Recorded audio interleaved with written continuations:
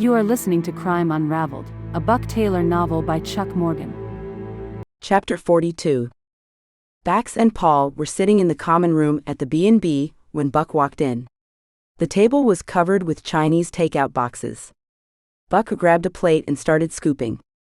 He wasn't sure when he had eaten last, but his body and his mind were telling him it was time. He pulled a chair up to the table and looked at Bax. "Rough day, huh?" he asked. Bax nodded as she filled her mouth with noodles. She chewed, swallowed, and set her fork down. "I screwed up," she said. "Mortensen is dead because of me." Buck set his fork down next to his plate. "How could you have stopped it?" "I read the detective's preliminary report. You checked his backpack when he asked for it. He wasn't suspected of any crime, but might have been a witness to his wife's murder. His involvement in the bombing was unknown when we put out the bolo. We were worried about his safety. What would you have done differently?" Bax thought for a minute while Buck wolfed down several pieces of orange chicken. "Well," he asked. She looked up at him. "You're not going to let me wallow in my own self-pity, are you?" Buck laughed. "No, not when you did nothing wrong. I'm more concerned with the fact that he could have taken out you or his state police protectors. Since he didn't, case closed." Paul pushed his plate aside and placed his laptop on the table. He had the thumb drive installed in the USB connector. "Before we start, how did you make out with Welker and Tubin?" Buck pushed his plate aside too. "Welker is a dry hole. I think he's more afraid of his sister-in-law than he is of us. I think he'd be willing to go to jail to protect his family." "That's a hell of a hold someone has over him," said Bax. "Money is a hell of a motivator, especially money like that family has," said Buck. "Tubin, on the other hand, worked out a deal with Janine Garvey. He's gonna take 5 years for being an accessory to the murder of Betty Mortensen. Said it was Dutch Heinrich that slit her throat, and he and Boomer had no idea it was going to happen. Pled ignorance of loading the truck or setting the charge." "You believe him?" asked Paul. "Yeah, I do. I met with him alone tonight. He's scared to death of Gabriela Velasquez and told me that Heinrich was nuts but Gabriela was off the charts. He said he overheard Roger Burns on the phone with her, and Roger was confirming account details for a bank transfer. That was 2 weeks before the bombing. He said he and Boomer wondered why they received so much RDX in the warehouse, but Burns wasn't the kind of guy you questioned about his business. And here's the strange part. He said Roger Burns had hired 4 illegals to load 2 trailers that Ramon Velasquez purchased and that Dutch watched over them. He said once the truck left the warehouse, he never saw those 4 guys again. He gave me a spot on the Burns property where they could be buried. Al Hartman has a team headed up there at first light." "Fuck," said Bax.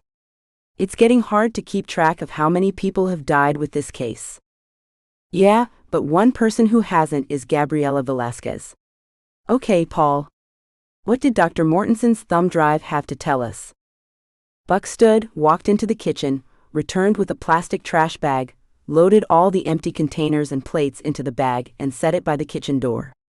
He sat down and Paul turned his laptop so they could all see.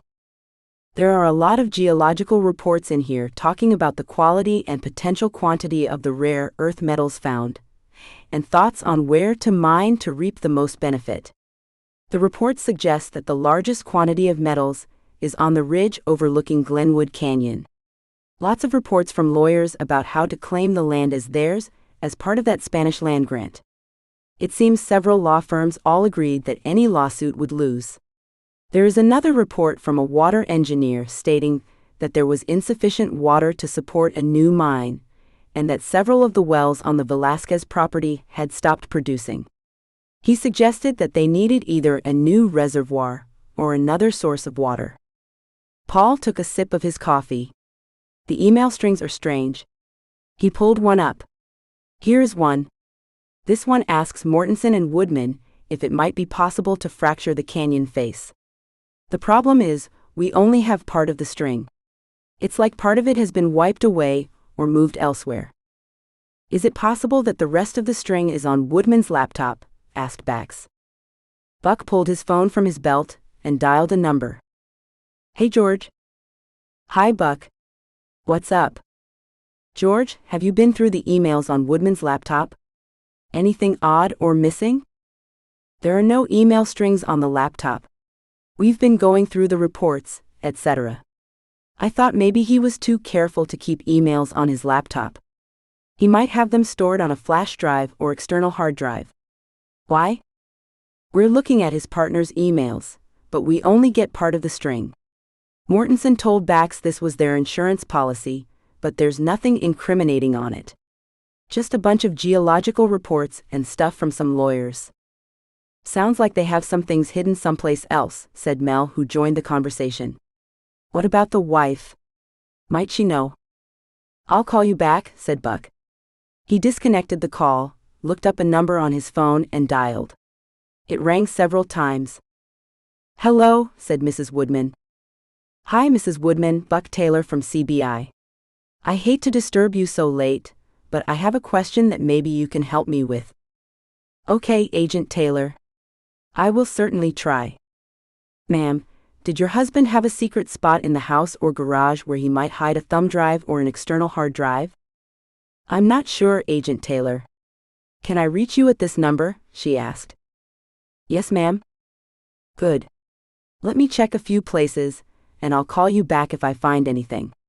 The call disconnected, and Buck looked at Bax and Paul and shrugged. He stood, walked into the kitchen, and came back with a full bottle of Coke. He sat and read through some of the reports that Paul had highlighted. 15 minutes later, his phone rang.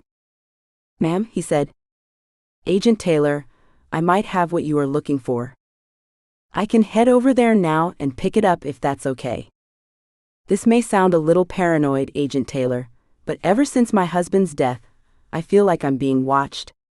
I know it's probably just me, but I've arranged with a neighbor to help me leave the house unnoticed. Can we meet at the summit of Cottonwood Pass? I can be there in about 45 minutes. I'll be there, Mrs. Woodman. And thanks. Buck clipped his phone back onto his belt. You guys keep working on the laptop.